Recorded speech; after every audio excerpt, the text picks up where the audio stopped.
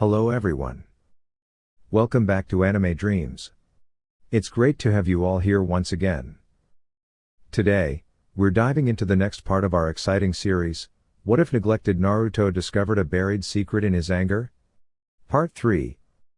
In this episode, we'll explore the depths of Naruto's emotions and how uncovering a hidden secret shapes his journey. Disclaimer: the content on this channel is for entertainment and discussion purposes only. I do not own any of the anime footage used in my videos. All rights and credits go to their respective creators and copyright holders. Let's get started and see where this new segment takes us. 3 weeks had passed since Naruto first met Tsuki and Akari, who later introduced him to the villagers as the hero who had rid them of the bandits that had been raiding the village. The village itself was quaint, with a few shops and a couple of restaurants. The villagers were friendly and kind to him, possibly because he had saved them from the frequent bandit attacks. Despite the initial hesitation due to his young age, the villagers soon accepted him and praised him as their little hero. The village children all wanted to be his friends, and he accepted their friendships with a smile. However, every night during the first week, he was plagued by nightmares about everything he had done. One night, Akari began helping him overcome his night terrors. Yet, nothing was as terrifying as the current situation he found himself in. Akari-chan, please stop crying. Tsukine-chan, what do I do? Please help me. I don't know what to do. Tsukine-chan. Naruto was currently being used as a tissue by Akari, who was distraught because he had to leave in a day or so to continue his journey to Uzu. She didn't want him to go and was begging him to stay or take her with him. He couldn't remove the crying girl from his shirt, whether due to manners or lack of strength, he wasn't sure. Naruto-kun. I'm sure you can figure out what to do. You are a smart boy, aren't you? Use your intelligence. Anyway, see you two later. I'll be at the market. I have some things to buy, so be good children and behave while I'm gone. With that, Tsuki left him alone with the sobbing Akari. Naruto stared at the door in horror as Tsuki left. He began sweating, knowing he would soon turn blue from Akari's death grip around his chest. He couldn't breathe properly, as if she was trying to strangle him rather than begging him to stay. Naruto-kun. Please don't go. Stay here. Or take me with you. Help me. Naruto-kun. Help. In Konoha, the blonde Hokage sat behind his desk, looking over paperwork and mission reports. He had been slacking off a bit since his son ran away from Konoha 3 weeks ago. He had sent out a message to all the ninja villages in the elemental nations, instructing them to notify him immediately if they saw his son and to keep him until someone from Konoha could fetch him. That was all he could do now. Wait. At the Namikaze compound, 2 girls sat together on a bench in the gardens. They didn't speak, but their minds were racing with thoughts.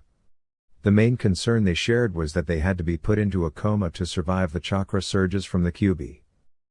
Flashback. Ka-san, where are we going? To-san, what's happening? Nanami asked, confused.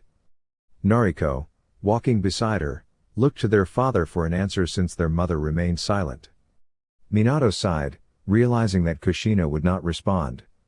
She was intentionally distancing herself from them as punishment for both the girls and herself. We're going to a special chamber to put you both in a coma. This will allow the Kyuubi's chakra to circulate through your bodies, ensuring that when the time comes, neither of you will die from using its chakra. Do not argue with us. This is for the best, for both of you and the village, since you forced your brother to endure the chakra surges meant for you. Be grateful that the only punishment is a year and a half of no training.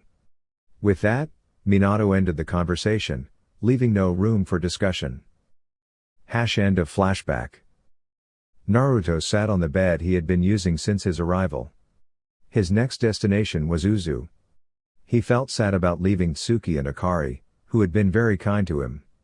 He wished they could accompany him to the ruins of Uzu. However, he knew he couldn't ask them to leave their home, especially since his future journeys could be dangerous. The room door opened, and Tsuki walked in with a small, sad smile. She placed a bundle of freshly washed clothes belonging to him on the bed and sat next to him. Naruto, Akari doesn't want you to leave us. While I won't ask you to stay, as I know you have your own mission to fulfill, I want to offer you a companion on your journey. I can't join you, but I believe Akari would be thrilled to travel and train with you. She doesn't want her brother to face dangers alone. She came to me earlier, pleading to go with you, and I agreed on the condition that you approve. So, Naruto, would you like Akari to join you? Suki smiled as she saw Naruto's face light up with surprise and a grin. Just then, Akari burst into the room. Naruto, please let me come with you. I want to help you, Oniai-chan. She exclaimed, throwing herself at Naruto and nearly choking him with her embrace, her puppy dog eyes pleading. Naruto gently pulled her off, frowned, crossed his arms, and shook his head as if to refuse. Akari's face fell, tears forming in her eyes.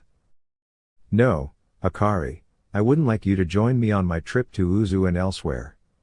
I would love you to join me, keep me company, and be my training partner. Naruto said happily, smiling. But his face quickly turned blue as Akari hugged him again tightly. Yay! Thank you, Naruto? Suki, he said yes. When can I pack? What should I take? Can I bring a bag, Naruto? Akari fired off questions excitedly, dancing around the room while Naruto grinned and Suki laughed. Konoha. Tsunade, you can't be serious. You want to leave for half a year. What if something happens? Sorry, Tsunade, but I can't allow you to go on another drinking and gambling break. If this is about my son, which I suspect it is, what if we find him hurt and you're not here to help? Things can go very wrong if you aren't here, Minato stated firmly. He wasn't going to let her leave so suddenly, the village needed her medical expertise. How dare you? I've done nothing but good for you in this village. I've saved countless lives and helped birth your children. One of them you never even noticed until now. You also seem to forget that I'm a Sannin, and we have permission from the Fire Lord to roam the elemental nations without restrictions as long as we don't commit high crimes against the nations. So, in fact, you can't keep me here. Tsunade's voice shook with fury as she slammed her fist on the desk in front of Minato. His expression faltered briefly before he sighed and leaned back in his chair with a stern look. Fine. You may leave for 6 months and do as you please, but if we need you back here, you must return. That's all I ask. Otherwise, please look out for Naruto, Minato said. He rose from his chair as Tsunade departed and stood by the window, overlooking Konoha. He felt lost, everything seemed to be going wrong, much of it due to his own actions. Naruto. It was finally the day Naruto would set out for Uzu, and now he had a companion. He was both happy and sad, happy to have someone with him on his journey but sad to leave the village. This was strange for him because, when he previously ran away from Konoha, he didn't feel particularly sad. Sure, he felt a twinge of sadness for missing Tsunade and others who cared for him, but this time it was different. Despite his intelligence, he often felt confused and lost when it came to his emotions. Akari stood to Naruto's right, her own backpack slung over her shoulder. She wore a short green dress and black ninja sandals borrowed from Naruto, with her hair tied up in a ponytail. Akari's excitement was evident from the huge smile on her face and the way she bounced on her feet. She was thrilled to join Naruto on his journey to Uzu and the other destinations he planned to visit. The villagers had gathered around, with Suki standing at the forefront of the crowd. She beamed brightly as the sun shone in the background. They were all at the village entrance to see Naruto and Akari off on their adventure. Some of the children looked a bit envious of the duo. Naruto, make sure you two stay safe, okay? Avoid unnecessary danger, Suki advised playfully, fully aware that trouble was likely, especially with curious Akari along. She could only hope they wouldn't get seriously hurt. Don't worry, Suki-ne-chan, I promise to protect Akari from any trouble. We'll come back to visit. Naruto vowed earnestly. Akari stuck her tongue out at Suki, who rolled her eyes. Naruto chuckled at their antics. In Konoha.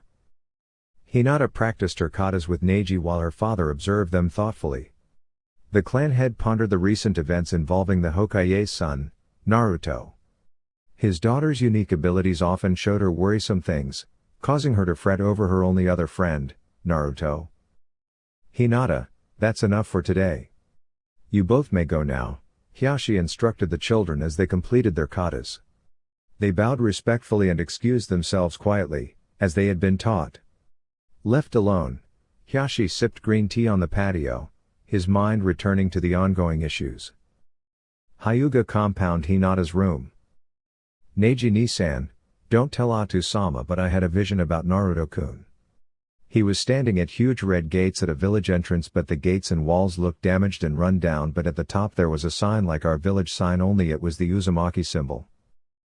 I think I know where Naruto-kun is going, and in my vision there was a red-headed girl too. Hinata said excitedly to Neji with a smile on her face. Neji wore a face of shock before he also smiled. And where is he going? Uzu no Taisho, the home of the Uzumaki clan. Let's not tell anyone then, since it was his choice to leave. I won't, Nisan. Let's train hard to see him again then, Nisan. Yes, let's do so, Hinata-sama. Naruto's POV. It has been 2 months since I left the village. Helping out Akari, despite being just 8 years old, has been a challenge. The short time since my departure from Konoha has felt like an eternity. I am grateful to have Akari by my side as well as my new friend, Kurosuke. We met by chance and became friends, although it took a while for him to trust us. Let's rewind a bit. Flashback. The boat swayed gently as I sat down, keeping watch while Akari slept. The weather was calm for now, but I knew it would get rougher as we got closer to Uzu. The island is surrounded by whirlpools, and only an Uzumaki's blood can calm them enough to reach the shore. The map even shows the swirls where the whirlpools are, so I wasn't expecting anything unusual. It was easy to drift off to sleep, and soon my eyes closed. Huh? I didn't know there's anyone out here. A male voice startled me. I stayed perfectly still, wondering who it was and hoping they didn't mean any harm. These thoughts were interrupted when I felt a sharp kick in my arm, jolting my eyes open. What I saw was unexpected. A boy, no older than Akari and me, stood over me. He had pitch black hair and ice blue eyes, and his clothes looked slightly worn. Hey! I'm talking to you. Who are you? Why are you heading towards Uzu? The stranger demanded. I wondered who he was and why he was here alone. My name is Uzumaki Naruto. I'm going to Uzu to train and learn about the Uzumaki clan. Who are you? And how did you get onto our boat in the middle of the sea? I asked, watching as his eyes narrowed, scrutinizing my words for any hint of deceit. I'm Katsuno Kurosuke. I'm running away from people who are trying to kill me. I ran on the water and came across your boat, Kurosuke explained, staring me in the eyes. I wasn't sure what to do. Should I help him, or would it cause more trouble for me? I didn't even know if I could trust him. Do you mean us no harm? Are you really just looking to move on? I asked directly, sensing his mistrust. Even at 8, I knew to be cautious of strangers. That was the plan, Kurosuke replied. But since you're heading to Uzu, which is hard to access even in its ruins, I decided to join you. Besides, you look like a shrimp. I need a place to hide and get stronger too. Was he serious? We had just met. How could he make such a decision? What? How can you just decide something like that? We barely know each other. And I'm not a shrimp, for your information. The words flew out before I could stop them. HN. So what? Just because I decided to go with you doesn't mean I trust you. You'll just be helping me hide for now. It's no big deal, I won't steal from you.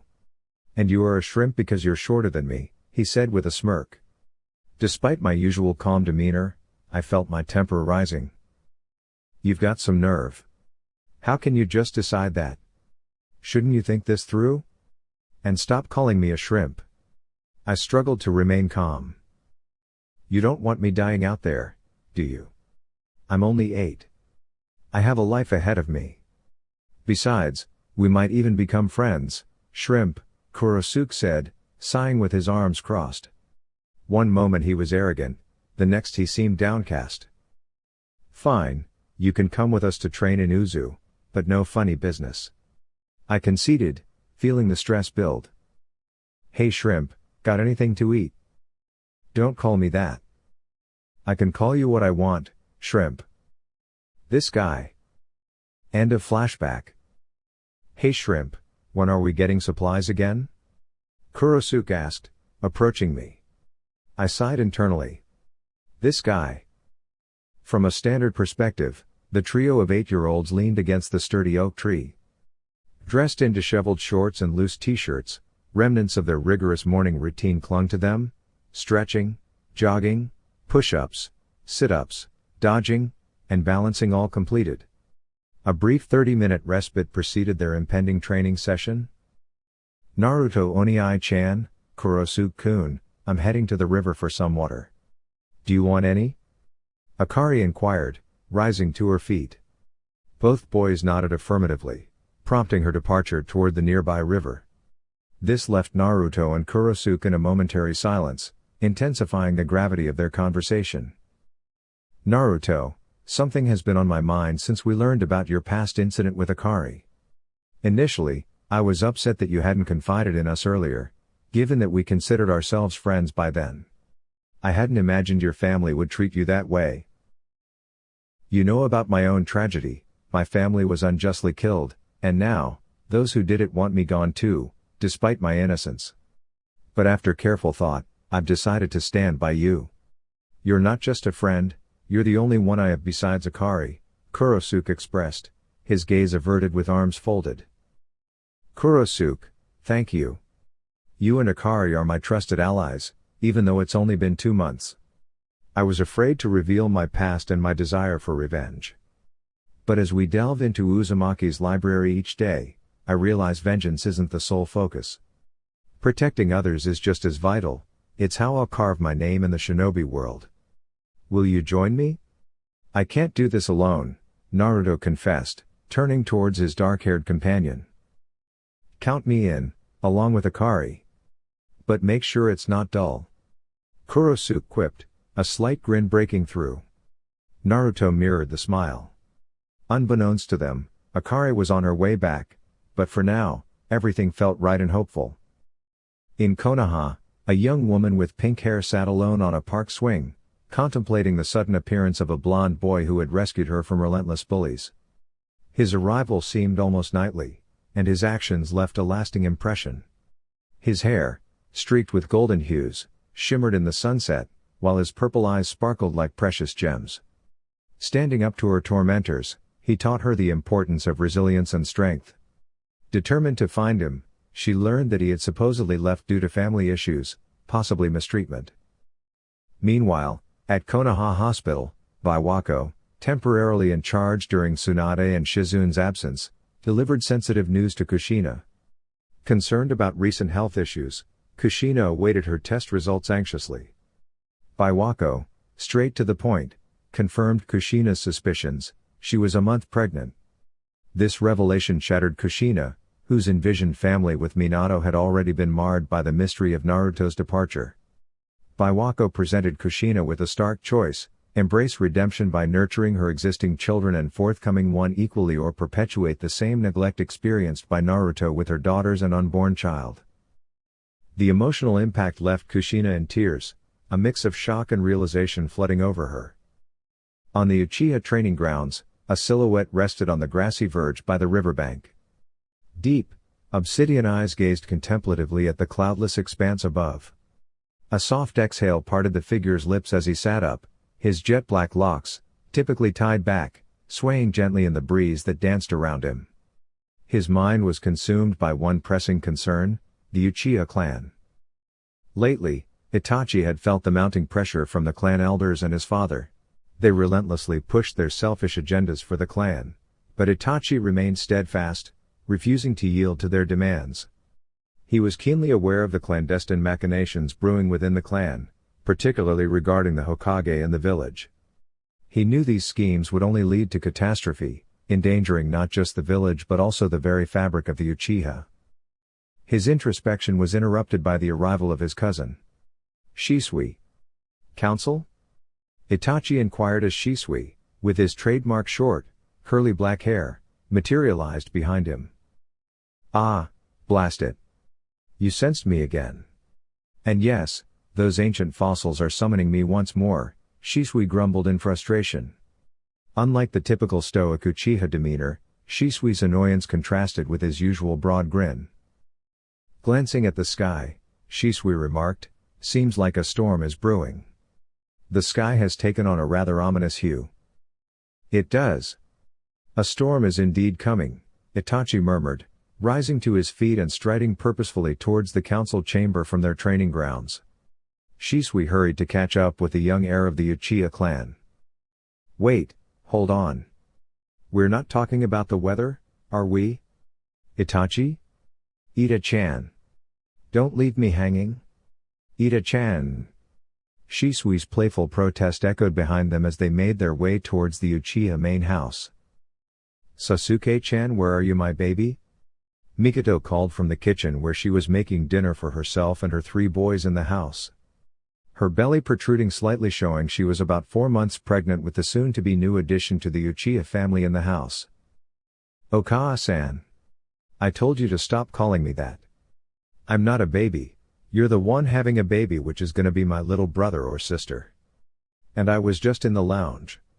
Sasuke said, pouting with his arms crossed across his chest, trying the famous Uchiha glare on his mother.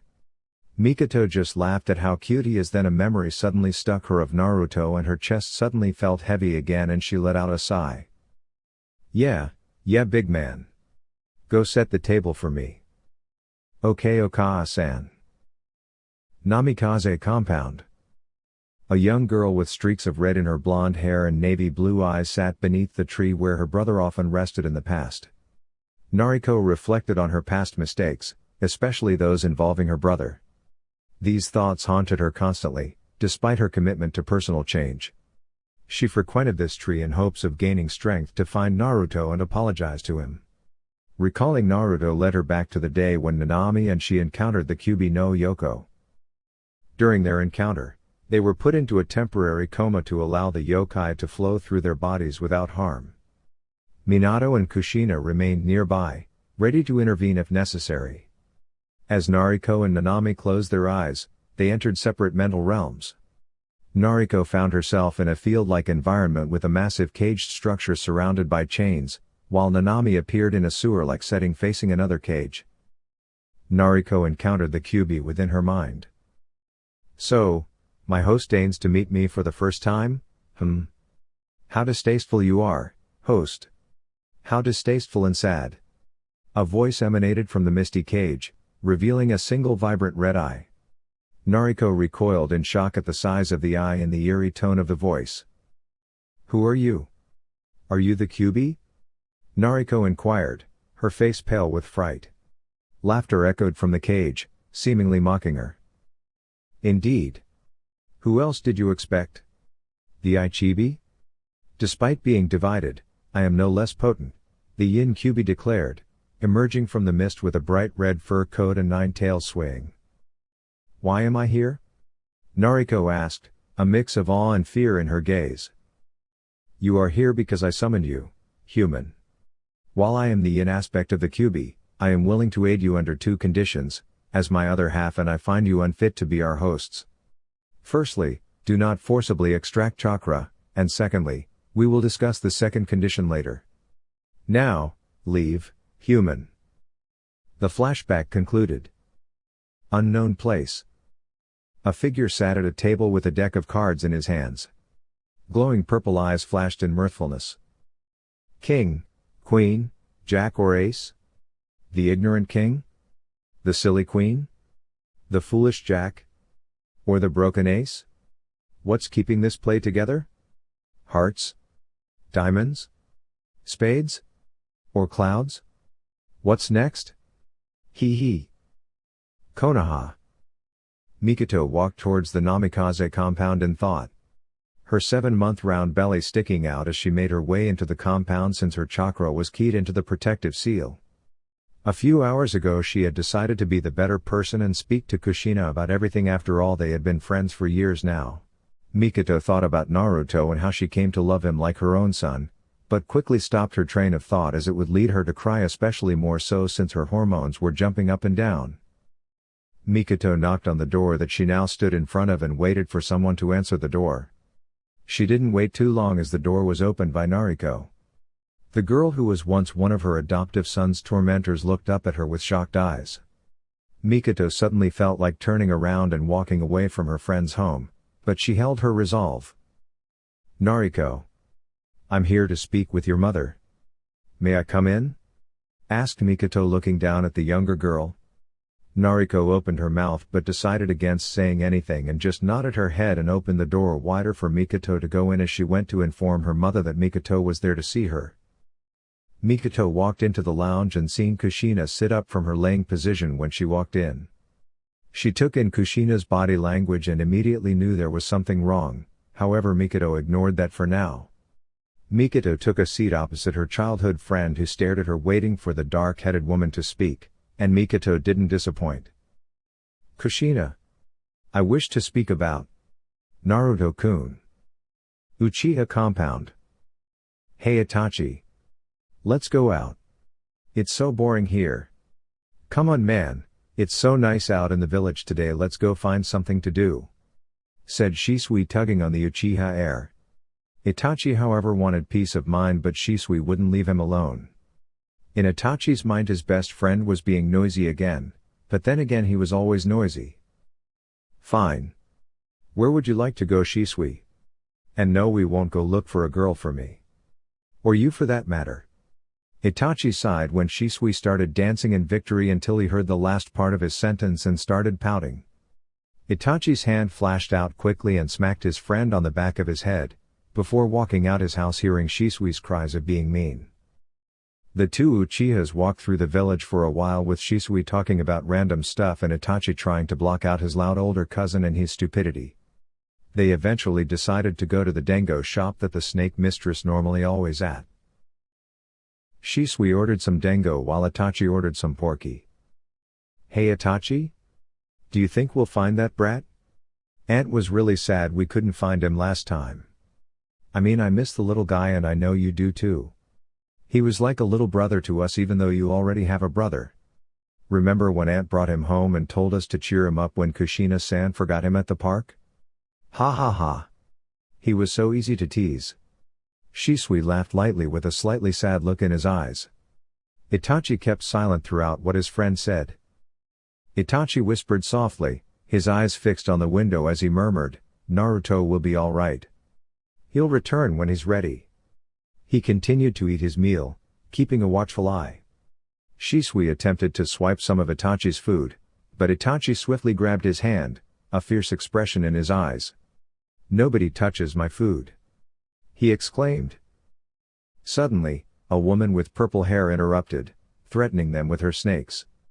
Shisui, still held by Itachi, grew nervous. Itachi, unfazed, glanced at her before disappearing with the food. Shisui, startled, forgot he could escape using Shunshine and hurriedly left the scene. The woman, Anko, chuckled darkly, sending a shadow clone after him before enjoying her own meal, amused by the chaos outside. Meanwhile, at the Namikaze compound, Kushina and Mikoto sat quietly. Mikoto, after sharing her feelings about Naruto, saw Kushina in tears, regretting her past actions. Feeling remorseful, Mikoto comforted her, realizing Kushina's deep regret and self-doubt. Kushina confessed her fears of being a bad mother and revealed she was 3 months pregnant. Mikoto was shocked, and their conversation was interrupted by another voice. "Minato. Uzu Taisho." The renowned Uzumaki Naruto was seated in meditation on his bed, contemplating his training regimen. He had been focusing primarily on stamina and endurance exercises, yet he felt the need to diversify his skills beyond Genjutsu and Fuinjutsu. This uncertainty left him at a standstill, seeking a new direction for his training. "Hey there, Naruto? How about a sparring session?" Kurosuke exclaimed, eager to break the monotony. "It's a beautiful day, and we could use the challenge to decide on our next training focus. What do you say? Naruto, initially reluctant, relented to his friend's enthusiasm. All right. No need to drag me out of here, he chuckled, recognizing the value in their suggestion. Let's spar first, and then Akari can show us that intriguing place she discovered. Akari, bubbling with excitement, described the scenic location she had stumbled upon, a captivating cave with a luminous pool. This revelation piqued the boys' interest, adding an extra layer of anticipation to their upcoming spar. After their training session, Naruto, Kurosuke, and Akari embarked on a journey to explore the hidden gem Akari had found, eager for new experiences and discoveries. Naruto's POV.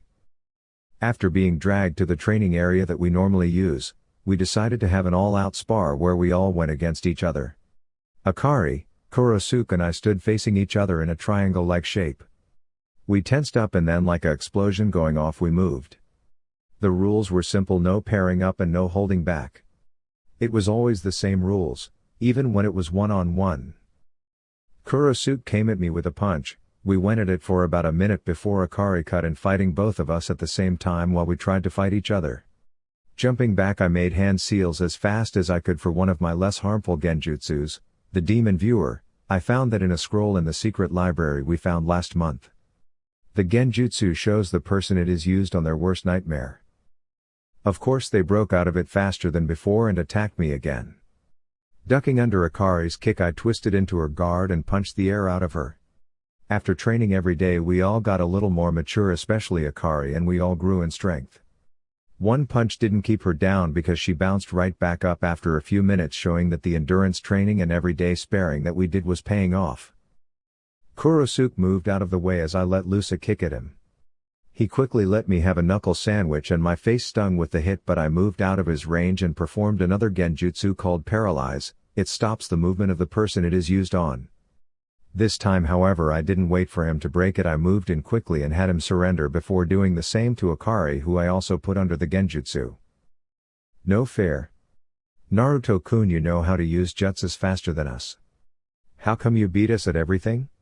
Even Kurosuke-kun isn't as good as you are. Akari whined as she pouted at me, and I felt my face heat up at her words. I wasn't that good at everything like she said I am. I guess I just train more than they do. It's hardly my fault they rather go exploring than training most of the time. Ah. Akari, we know what he is thinking, that maybe if we trained more we would also be just as good as he is. Isn't that right, Shrimp? That's what you thinking, right? Kurosuke gave me a grin and I shook my head outwardly in denial. Inside I was thinking along the lines of, yes Kurosuke, that's exactly what I was thinking. How did you know? Could you please guide us to the location you mentioned, Akari? Our training session has concluded, and we are ready to accompany you. I shifted the conversation's focus, aiming to avoid revealing more of my thoughts to Akari, especially since Kurosuke often vocalizes my innermost sentiments. He once mentioned that his family taught him the art of reading people from a very young age. However, I find it difficult to comprehend how an infant could grasp such a skill. Certainly. Let's proceed to the location now. Follow me, everyone. Akari cheerfully led the way, pulling us along with her infectious enthusiasm. Her excitement piqued my curiosity about the place, and I could tell that Kurosuke, judging by his gleaming eyes and broad grin, was equally intrigued. Our eyes met, and his grin widened, leaving me to wonder if it would ever fade. As we traversed the forest on the island's opposite side, a warm, tingling sensation stirred in my stomach. The closer we approached Akari's discovery, the more intense this feeling became. It wasn't unpleasant, rather, it felt comforting. Finally, we arrived at the entrance of a cave-like structure, and Akari's face lit up with excitement as she turned to us, gesturing widely. We've arrived. Naruto gazed at the swirling whirlpool ahead of him, its luminous glow casting light throughout the dark cave. Referred to as the pool by Akari, it resembled more of a medium-sized lake, its water emitting a radiant light blue hue with hints of silver. At the center, a large whirlpool lazily swirled, captivating in its hypnotic motion. We should test this water since it appears so pure and clear, exclaimed Kurosuke with a playful grin, dipping his hands into the water. However, as his hands touched the glowing liquid, the whirlpool suddenly intensified, spinning rapidly and forcefully. Caught off guard, Kurosuke was pulled in by the strong current, prompting Naruto and Akari to reach out in vain before being dragged along with him. Amidst screams, they clung desperately to each other as the whirlpool's relentless force drew them closer to its center. Despite their efforts, they were unable to utilize chakra to escape, the once serene swirl of the whirlpool now a ferocious torrent sweeping them away. In that terrifying moment, facing what seemed like certain death, they braced for the unknown fate awaiting them as they were engulfed by the vortex. As Naruto regained consciousness in a different cave, confusion clouded his mind. What's happening? Where are we? These questions raced through his thoughts as he roused his companions. Memories of the whirlpool's descent flashed, followed by darkness and now this unfamiliar location. Pondering the improbable circumstances, he couldn't help but recall snippets from Uzumaki history, realizing that without that knowledge, the situation would be nearly unbelievable even to himself. Akari inquired about our location, curious about our surroundings, while Kurosuke appeared bewildered, seated and scratching his head. Contemplating the nature of the whirlpool and its potential as a portal to a distinct dimensional realm, I speculated aloud to Akari and Kurosuke that we might have entered another interconnected cave or a pocket dimension, possibly exclusive to Uzumaki individuals or serving as a detainment area. Despite Kurosuke's presence, suggesting broader accessibility, caution remained paramount as we explored our means of departure. Our exploration yielded not an exit, but an encounter both perplexing and awe-inspiring, a relic from Uzumaki history, previously known only through texts and oral tradition, notably mentioned by Mito. Engrossed in the discovery, I approached the ancient weapons, disregarding Kurosuke's warning. As I touched the artifacts, I felt the weight of heritage and the subtle vibrations resonating within the black and red embellished handles, each adorned with a distinct Uzumaki emblem. The adjacent twin blade mirrored the craftsmanship, accentuated by pitch-black gems, evoking a profound sense of admiration. Kurosuke's POV. I walked up towards that idiot and grabbed his shoulder. I glanced at the weapons on the altar but I resisted the urge to also touch them. They were really nice and the one pair of swords in the navy blue covers with white designs really called out to me, but I was worried whether this was a trap or not. I've faced a few challenges due to those who once targeted my family. I'm determined to protect my newfound family now. Naruto, you fool. Didn't I warn you it might be a trap? Why didn't you listen? I know you're after that purple stone, but still, this could be a setup for anyone passing through that whirlpool that brought us here. I admonished Naruto, watching as he looked shocked and dropped the sword he was holding onto the altar. Akari, standing a bit farther back, looked between us with concern. Sorry, Kurosuke. I was just so drawn to these swords. I didn't mean to disregard your warning. The odds of us seeking the Uzumaki heritage, Akari finding this cave with the whirlpool, and then you falling in, leading us here. It's all too coincidental, Naruto admitted bashfully. I shook my head at his impulsiveness, about to speak when a sudden pressure descended upon us. Who enters this cave under my protection? 2 Uzumakas are here. Are you traitors? And who is this other person? Explain yourselves. A thunderous female voice reverberated, and a woman with red hair and white robes emblazoned with a fire symbol materialized before us. Aunt Mito. It's me, Naruto Uzumaki, with my friends Akari Uzumaki and Kurosuke Katsuno. I came to Uzu as per your orders. Part of your soul saved me and made me your heir in Konoha. You said if I chose to come here, I'd regain my memories of you and uncover the Uzumaki legacy, Naruto explained, standing tall despite the pressure bearing down on us. You're courageous, young man. If your words hold true, show me proof. You should possess what I need to grant you 3 of our ancestors' weapon sets. Approach me, and let me see these memories, Mito-sama commanded. Naruto approached without hesitation, allowing her to probe his memories. After a brief moment, Mito-sama withdrew, her expression somber. The pressure lifted, and she pulled Naruto into a tight embrace. I stood, glancing at Akari, who remained rooted in place, silently observing. In a typical perspective. I'm pleased you've come seeking your legacy, Naruto. It's heartening to see you've found companions as well, Mito expressed warmly. You're welcome to the weapons, but we only have 3 sets left out of the original 8. Here, we have the twin katanas, the twin sei, and the scythe. The rest, like the bow staff, belong to previous masters who either perished or lost their weapons. Thank you, Aunt Mito. But how do we locate the others? I want to ensure the weapons don't fall into the wrong hands. I intend to entrust them to those who will use them responsibly, Naruto inquired earnestly. Mito smiled, understanding his concern. Indeed, Naruto, I understand your intent. You may distribute the weapons among your allies, but choose wisely. Their true potential is unlocked by the resolve to protect and survive in dire situations. By sharing blood, you and your chosen wielder will forge a bond, allowing the weapon to be summoned at will and sense its counterparts. You can use the Radiance's strength to locate the missing ones. However, there's something crucial I must caution you about, especially regarding the prophecy. Only by setting aside your animosity towards your kin can you thwart the impending evil, Mito advised with a grave expression, to which Naruto nodded solemnly.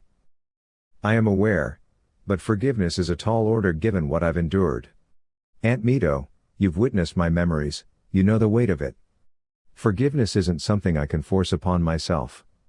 The Uzumaki legacy may have to yield, Naruto declared resolutely. His demeanor, once warm, now appeared hardened and determined, particularly evident in his glowing eyes. Naruto, I understand your feelings completely. You're not obligated to forgive or forget what you've been through, but I urge you to try and set it aside. Additionally, I have a proposition regarding your training.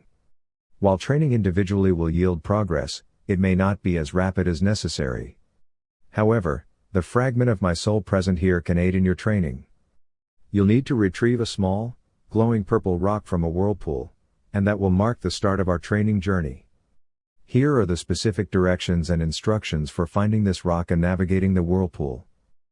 After 3 hours, the trio emerged from the cave, equipped with their chosen weapons, Naruto with twin katanas, Kurosuke with twin sei, and Akari with a scythe. They followed Mito's advice to bond with their weapons before returning to their lodgings for the night, as it was already late after their extensive session with Mito. Meanwhile, elsewhere, a bow staff emitted a glowing white aura in the surrounding darkness, pulsing every 2 minutes. Everyone, this concludes this segment. I hope you found it engaging and enjoyable. Thank you for tuning in. Don't forget to subscribe to my channel. Gratefully, Anime Dreams.